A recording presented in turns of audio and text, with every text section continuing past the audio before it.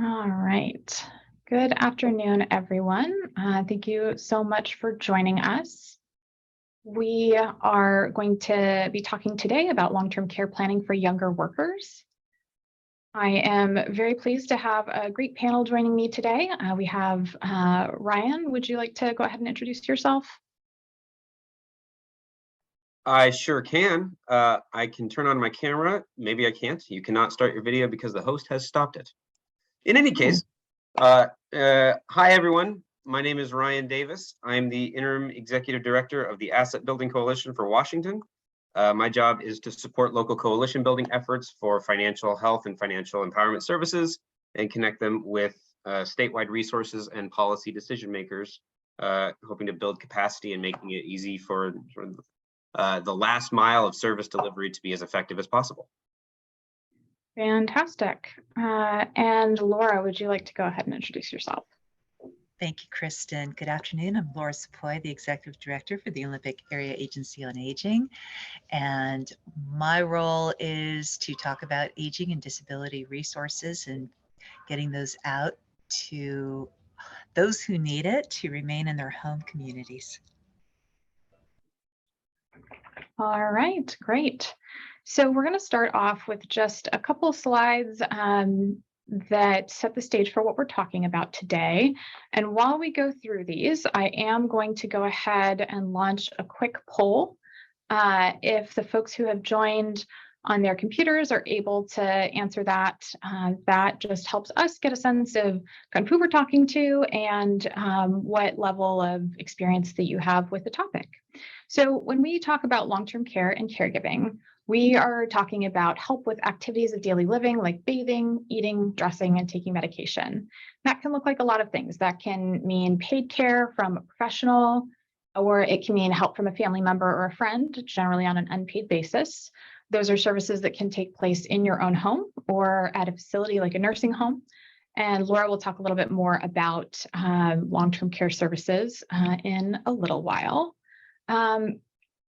When we talk about preparing for long-term care needs, it's really important to recognize that while a lot of us feel that we're not going to need long-term care, it is predictable. 70% of us will need it at some point in our lifetimes.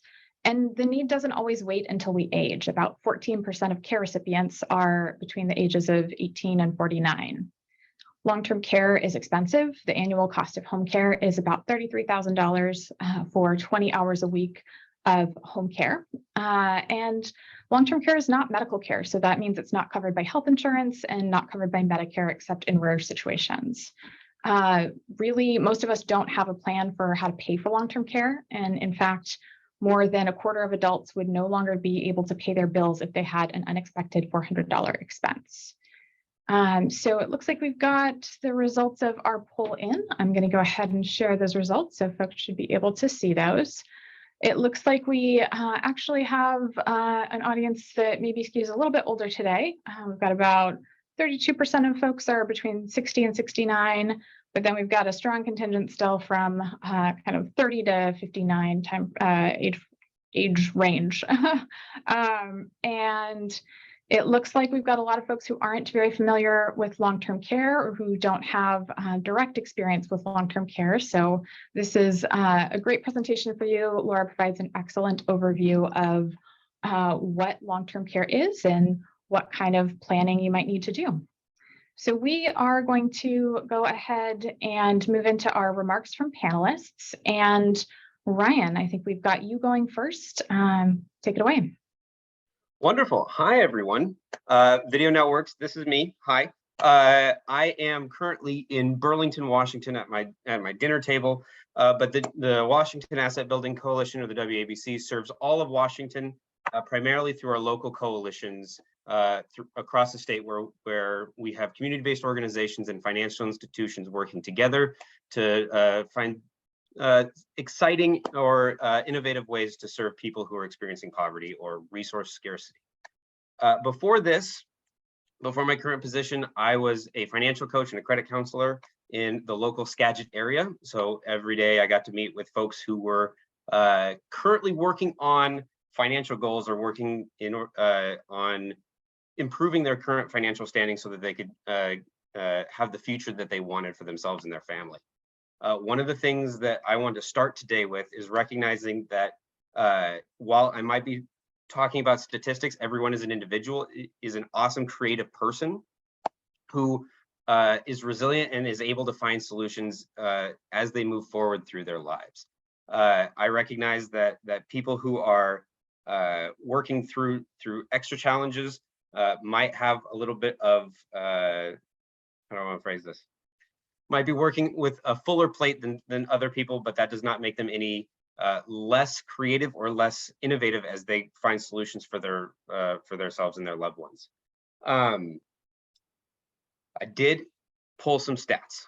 So I went to the scorecard that Prosperity Now has. They just released an updated one in February. And if you're not familiar with it, please go to scorecard.prosperitynow.org. You can drill down for information on policies or resource availabilities down to the zip code. But looking at Washington, expanding a little bit on what Kristen said earlier about 1 in 4 households having not being prepared for unexpected expenses. A little over a quarter, we'll call it 26.7% of Washingtonians are currently living in what's called liquid asset poverty. Now that means that they could not continue for 3 months with their current cash on hand, liquid assets. They could not subsist for 3 months at the poverty level with their current assets. So that and a slightly different direction of that, about 22% of Washingtonians have over 75% of their credit card limit used at any one time. So what we see are people in Washington, 1 in 4 or 1 in 5 people are using credit or other resources in order to make long-term decisions in order to get through their month. One of the things that I saw a lot with people who are experiencing poverty, and especially people who are experiencing homelessness, is that we have to get through today in order to have a chance of being successful tomorrow. And so when decisions are on a today or this hour versus later today, when that's our time frame, it can be hard, if not harmful, in order to try and organize our decision-making processes to a couple of years out or even decades out into the future. So that is sort of where the mind space that I work with participants come from. Now, to Kristen's earlier point, we don't always get the benefit of knowing that our long-term care is going to come around later in life. Even today, looking at the same statistics from the Prosperity Now scorecard, around 12% of Washingtonians fell behind on their average or on their monthly expenses. They fell behind on the costs that are already existing in their lives. And 11% of Washingtonians weren't able to make it to a doctor's appointment because of costs, because that isn't part of their usual monthly expenses, part of their usual budget. Now going back to the value that I know that everyone that I work with and everyone that I meet is a creative and an innovative person who seeks to find the solutions in their own lives. I know that every challenge and that people overcome can be solved with money if they have it. But in the absence of money, people often rely on spending more time in caring for themselves or their family members, or indeed relying on friends and family members to continue the life that they want to live, or to the best, to the level that they best can. So we know that people find solutions to their problems, and one of the things that we want to work on as service providers and as people who have friends or family members that are experiencing more challenges or have resource scarcity, we want to provide resources as easily as possible, and making sure that resources are available, known about, and easily accessible, so that we don't have to add additional burdens or additional challenges to people whose lives are already very, very busy and increasingly very complicated. So the easiest way that we can provide the most services for the least effort possible for people who are currently experiencing poverty or have resource scarcity is always going to be a challenge for us as providers to take on that effort, but a worthwhile challenge because we will make a positive impact in the lives of hundreds of Washingtonians, and depending on what statistic you want to pay attention to, a quarter, a fifth, or possibly even more folks who receive a benefit, even if they aren't on the edge of poverty or currently experiencing poverty themselves. So I encourage everyone to learn all they can about the long-term assistance options that we're going to be talking about today, and also keep in mind ways that we can make resources easier for our friends, family members, and neighbors across the state of Washington. And we start in our local community, start small and think big. I think that was everything that I had in my head as a spiel. I'm positive that people have questions, and I'm going to stick around so people have questions after all of this conversation is around. And you can find me online through LinkedIn, search my name, or you can send me an email at rdavis@washington-abc.org. Thanks, everybody. I appreciate your time and listening. Thank you so much, Ryan. All right, Laura, it is your turn. Good afternoon. I'm sitting here in a hotel in DuPont Circle in Washington, D.C. So hopefully there won't be a lot of street noise coming in. We all come into the world needing care, and then we end up being caregivers also at some point in our lives. And this goes on into most of us end up needing care because of sickness or disability later on in life as well. Long-term care need can happen suddenly with an accident or when you become seriously ill. Most often it happens gradually as people get older and as an illness or disability gets worse. I want you to walk away today with the answers to 3 questions. What is long-term care in the home? 2, what are the available resources in the event of a need for long-term care? And 3, how do I use this with a loved one?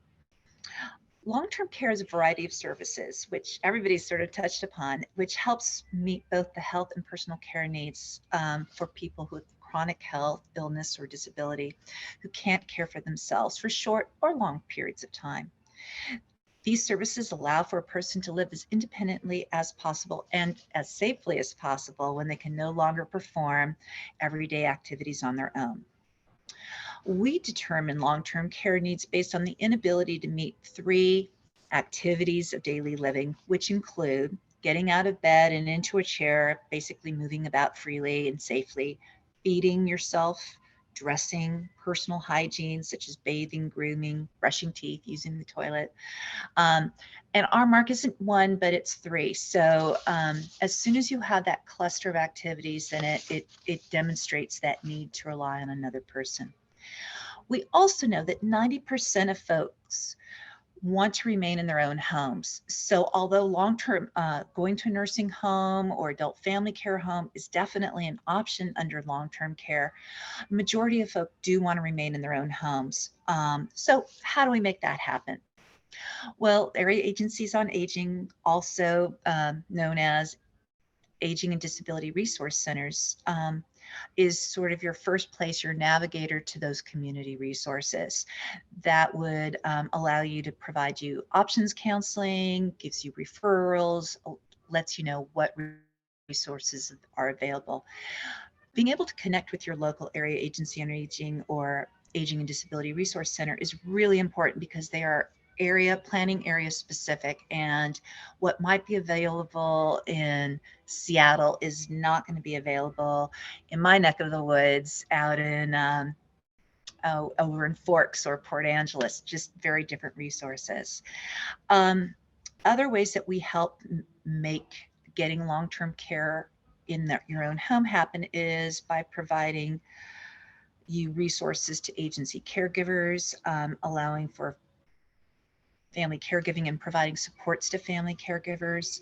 Other supports that are used are home modifications, whether it be bars or wheelchair ramps, transportation assistance, meal delivery, opportunities for friendly visiting or case management for, especially for our folks who live alone. There's also chore services and counseling.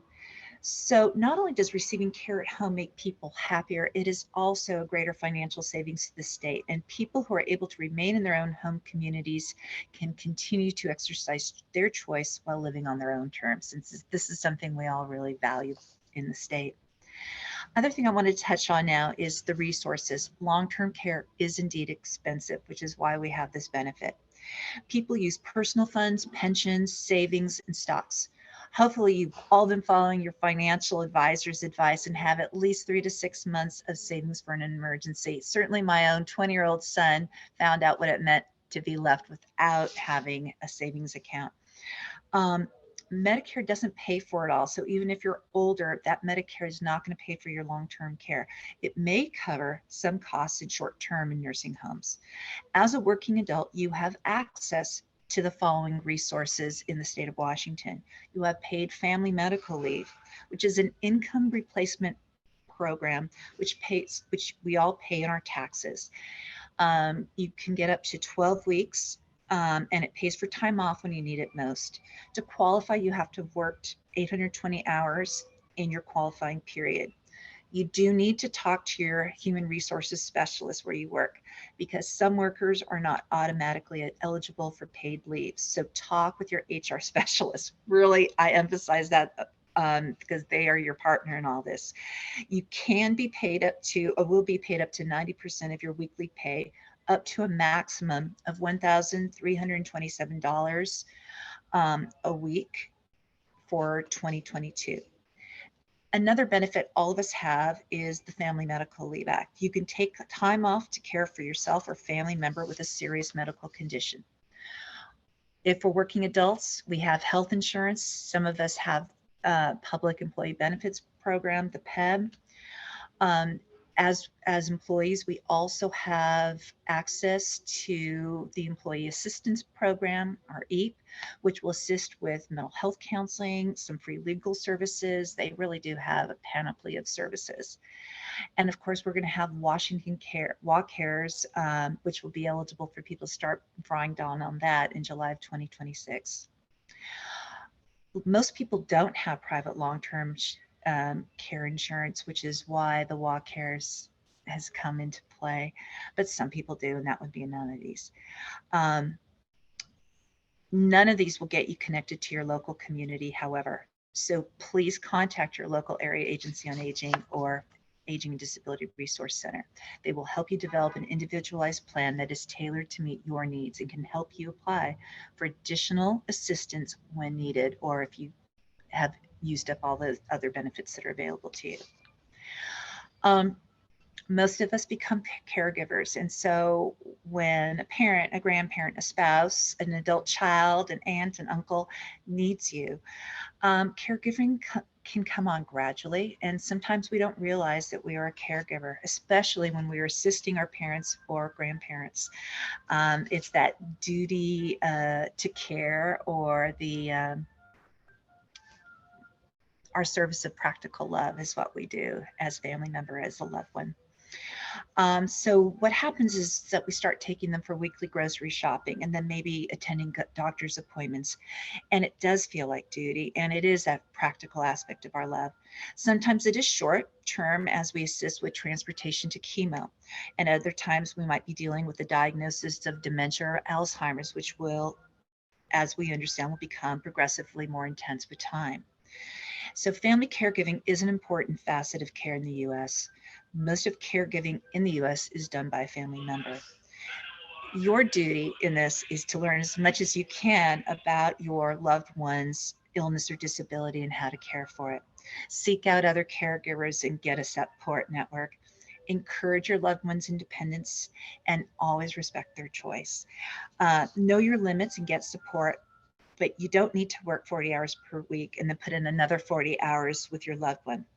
Use your paid family medical leave, because that can all be used to assist with those family caregiving activities.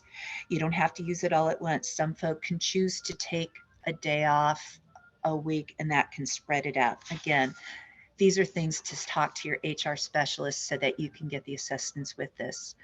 Learn about long-term resources and what your loved one would be eligible to receive. Maybe getting some mail delivery, transportation services, all of that. If you need to take time off, Walk Cares will help pay for a family care, will help pay towards your family caregiving hours until that benefit runs out. Typically, it pays about 20 hours per week of a year of personal caregiver services. So since cost of personal care is not included in our health insurance, planning for long-term care requires knowledge of our personal wishes and desires and what our local communities offer to support us. We're not alone. As an adult in the workforce, you have many resources available, but they are all in pieces, and you must assemble those pieces to complete your unique puzzle. Organize your information as we start open enrollment, which begins like next week, November 1st for most of us. And make sure you're asking the right questions, and please jot things down about what benefits you have. And by next summer, you'll also be paying into the Walk Cares Trust, and that will be another asset for you to be able to tap into for your long-term care portfolio. And thank you. All right, thank you, Laura. Okay, so before we open for Q&A, we are just going to talk a little bit about Walk Cares Fund and how the fund will be able to help Washington workers. So if you're not familiar, Walk Cares is a universal long-term care program in Washington state. It's an earned benefit, so folks who contribute are the ones who are able to access the benefit. It's entirely self-funded from worker contributions, and everyone is covered at the same rate regardless of pre-existing conditions. When it comes time to claim your benefits, there are no copays, no deductibles, and you will never need to file a claim. Not only is Walk Cares a more efficient way for individual people to pay for long-term care costs, it also reduces the need to raise taxes to pay for Medicaid long-term care as our population ages. And we really don't often think about it, but we do all pay for long-term care through taxes on goods and services. Contributions to the program will begin in July 2023, and benefits will become available in July 2026. Almost all Washington workers contribute to Walk Cares. Their premiums go into a dedicated trust fund that's used only for this program. Federal employees are not included, and employees of tribes are included if the tribe opts in, and self-employed people are also able to opt in. We do have some exemptions that are available for certain workers, and that includes workers who live out of state, temporary workers with a non-immigrant visa, spouses of active duty military, and veterans with a service-connected disability rating of 70% or greater. Those 4 exemptions were all created in the last legislative session. They will all be available on a rolling basis, and applications will become available in January 2023. We also had an exemption for workers who had private long-term care insurance before November 1st, 2021, and that was the end of the availability for that particular exemption. And then you can see on the right here, this is what a typical income and contribution looks like for a typical worker who's contributing to the fund. It ends up being about $291 a year for that 0.58% premium. And this is what that looks like across a career. You can see that 290 in contributions if you're making $50,000 a year, totals out at $8,700 in contributions over 30 years. And really with Walk Cares, you only contribute while you're working, which is a benefit to the program that's not true of other things like private long-term care insurance, which requires you to continue to pay premiums until you are, and while you are retired until you need care. And with Walk Cares, you contribute that same percentage of your income across your career. Premiums are not like private insurance, where they often go up significantly over time, both of which are features of private long-term care insurance that make it difficult for younger folks to be able to have and maintain.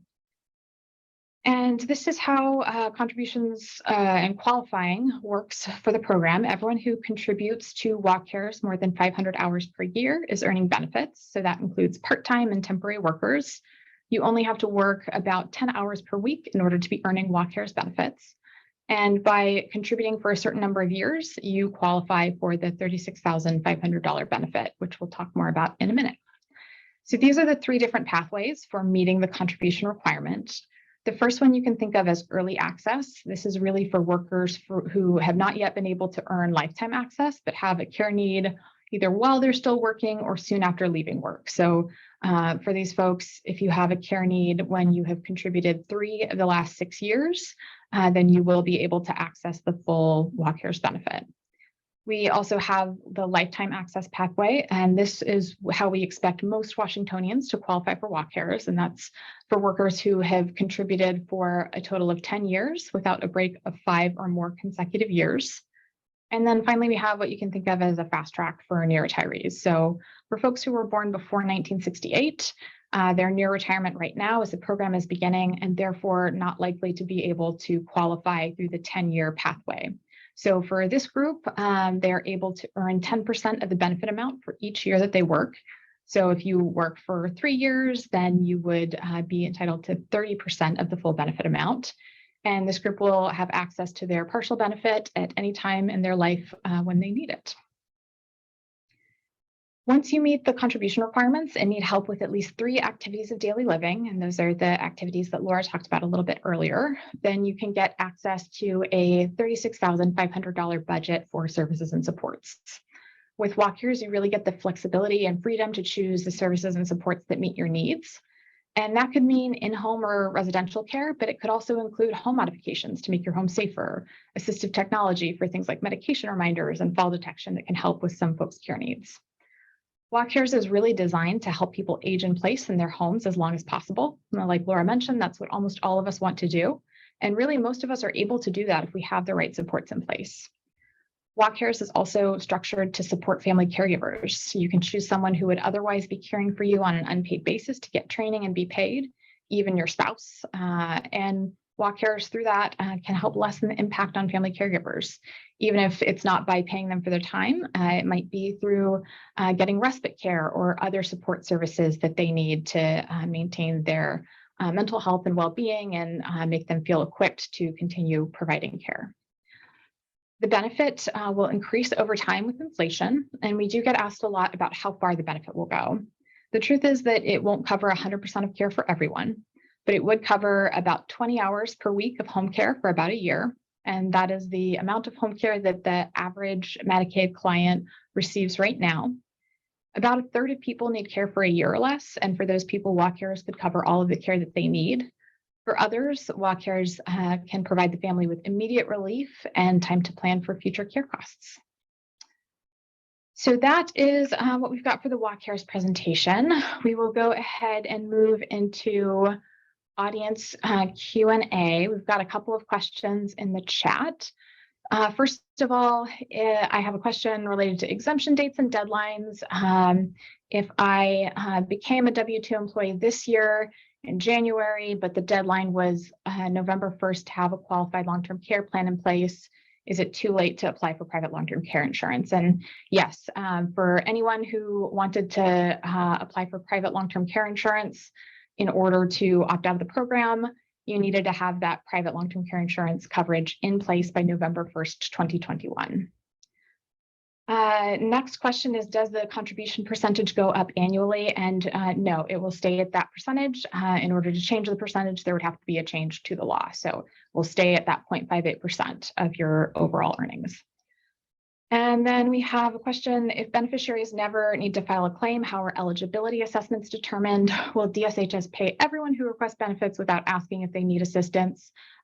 No. So how it's going to work is that DSHS will still work with you to make sure that you meet the criteria for needing care, but you won't need to file claims for different provider services. What we do is we are able to pay the providers directly. So we'll help connect you to providers who are covered by WACARES, and then we will pay the provider so that you don't have to worry about getting a bill. And then we've got someone else who's saying, I guess I won't qualify since I'm not working 3 more years. That depends. If you were born before 1968, then you would qualify for that near retiree pathway. And you could earn, if you're working for 3 more years, up to 30% of that full benefit amount. And please, feel free to keep sending us in questions through the Q&A function. I do have a couple of other questions for our panelists. And the first question that I wanted to ask was, Laura, you talked a little bit about AAAs, but how can people find their AAA? What's the best way for people to access those resources that are available to them?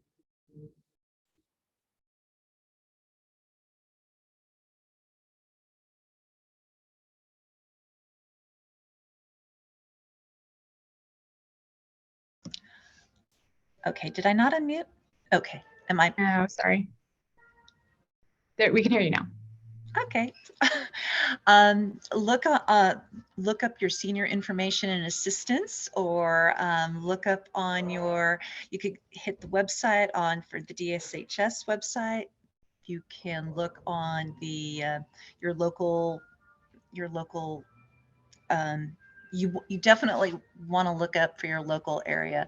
In our area, it would be by county. So I would go through that. I'm giving a really lame answer. I'm sorry about that. Okay. Okay.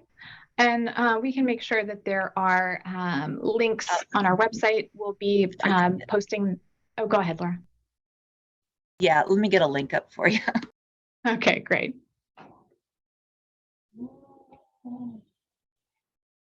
All right, and we'll go ahead and answer a couple more questions through the Q&A. We've got someone asking if they did have private long-term care insurance and got the exemption filed, could they cancel their private long-term care insurance after filing the exemption with the employer, or will the employer be checking they're still under the private long-term care plan annually?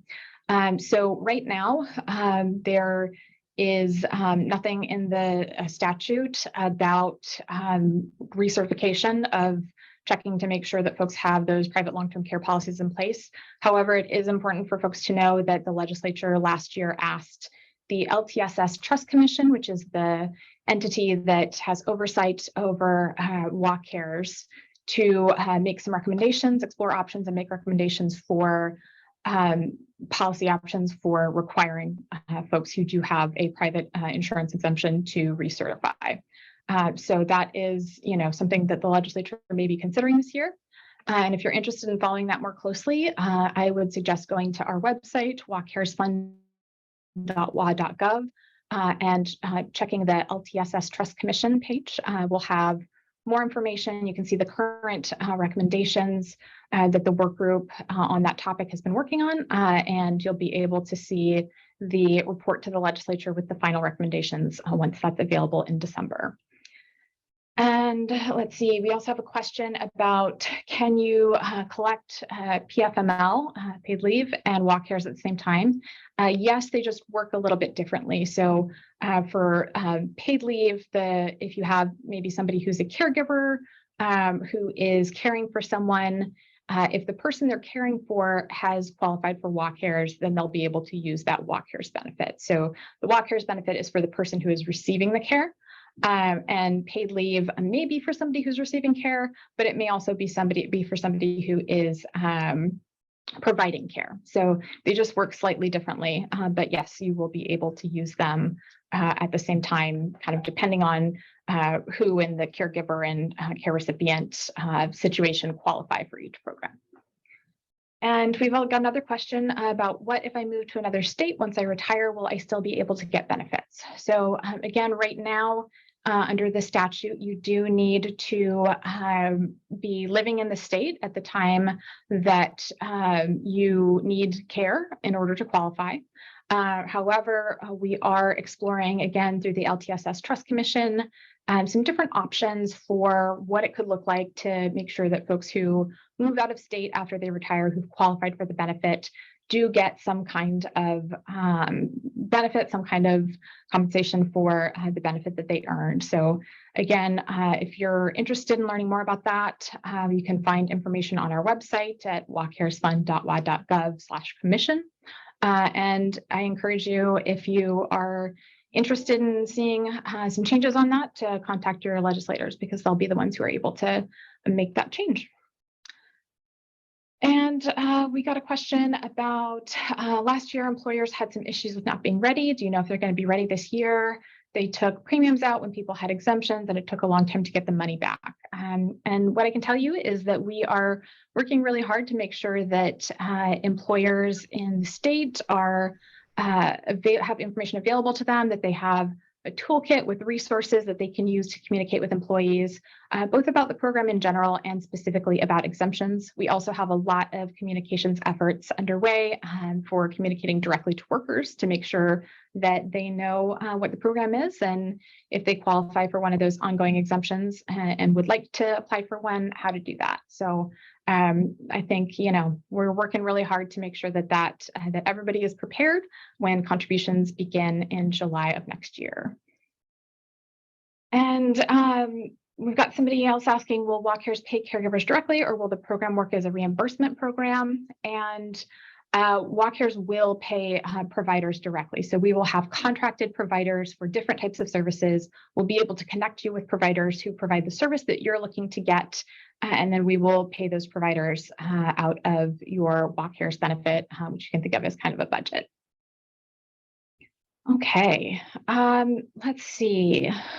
I'm curious, Laura and Ryan, if we look at both of your areas, it seems like we've got a lot of good information here. What's a good starting point for anyone who is kind of overwhelmed by all of this information? What's a good first step for people who are trying to make a plan either for their general financial well-being or specifically for long-term care?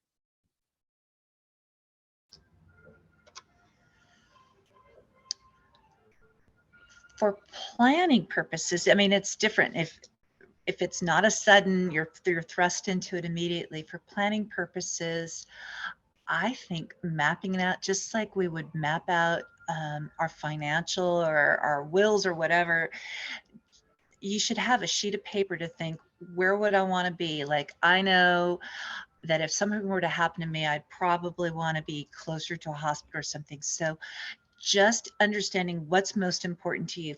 Some folk who live alone, you might want to say, I definitely want to go to a nursing home, or I definitely don't want to go to a nursing home. Being very clear about what your values are and what you need is important. I think knowing what it is that you want and being very clear about it, and just answering those simple questions. Where do I want, if something were to happen to me long-term care wise, how would I want to plan for that? And then grow your plan from there. Great. Ryan, what about general resources? Is there a first place for people to go?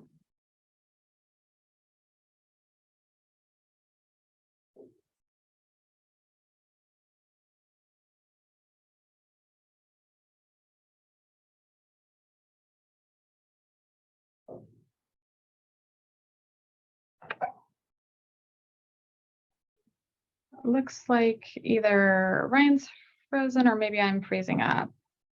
Everybody hear me okay? Okay, Ryan's frozen. So we can always come back if Ryan's able to get unfrozen and able to share some of those resources. In the meantime, Laura, I think a lot of folks who are in this younger demographic might be thinking more about planning for long-term care for their older loved ones than necessarily planning financial or long-term care for themselves. Do you have any advice for people who are trying to start a conversation with parents or older loved ones about planning for long-term care? Yes, I think it should be part of the dinner conversation when you have your Sunday phone calls or you're getting together. This should all be a part of it. We know that the more frequently it's talked about, is that everybody then really understands what people want. In particular, when we with dementia and some of those things, it's really important while you have the chance to get to understand what people want to capture that. So having those caregiver conversations are really important. Also, if you already know that you've got a loved one who's got a medical issue, it's time to get talk about it. It's time to ask them what concerns they have.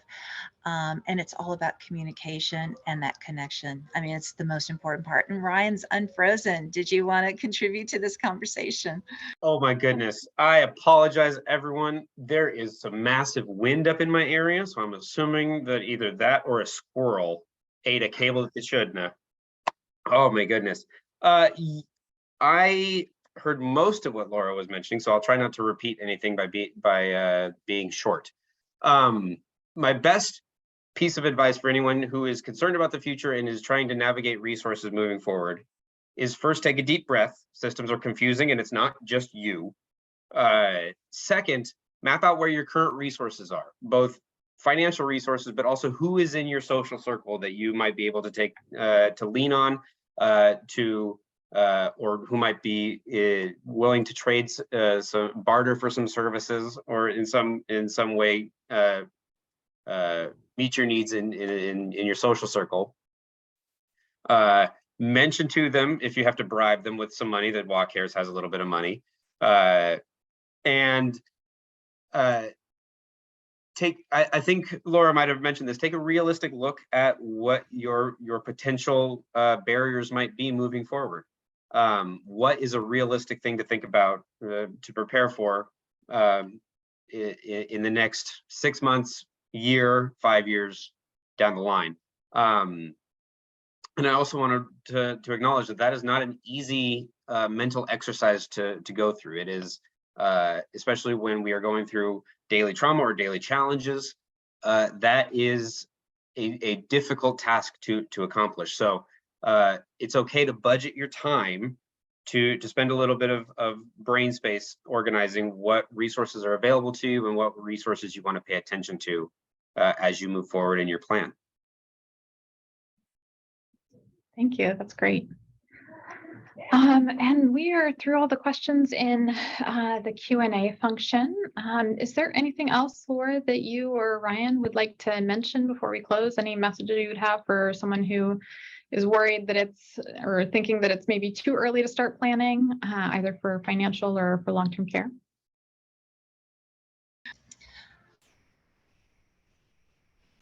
At some point, you will be,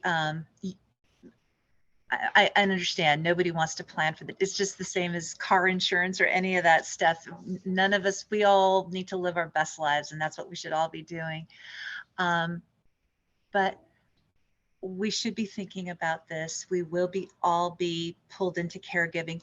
And just because you're pulled into caregiving, you may make that personal choice that you don't want to be the one providing it. And so knowing your own personal limits and boundaries are also really important, because if that conversation needs to go, we're going to have to look for a facility or assisted living or something like that.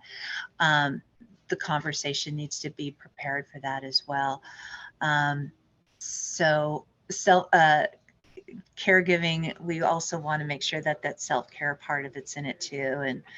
And whether it's caregiving for yourself, it's all about self-care. So this should be part of your ritual, at least in terms of planning of what you do for self-care for long-term care. Ryan, any final thoughts? Oh, you can do it. Believe in yourself, self-advocacy, you got this. Totally unrelated to this, but remember to vote. It's coming up before you know it. Also totally unrelated to this. Actually, no, related to what Laura just said about some self-care. Take a deep breath. The future will come and it will be what it is, and we'll be as prepared for it as we can be. And hopefully after today, you will be more prepared to get prepared. All right, fantastic. Thank you both so much for your time. We are going to go ahead and close out. We do have a couple questions about how to get the materials from this webinar, and you will be able to find those on our website at walkcaresfund.wa.gov/learn-more. And there you will be able to find the recording of this webinar, the slides, and links to the organizations of our panelists to go and learn more about the work that they're doing. Thank you all for joining us today. I really appreciate having you here. And we would love to have you join us next month in November when we'll be talking about caregiver mental health. Thank you so much and have a great afternoon, everybody.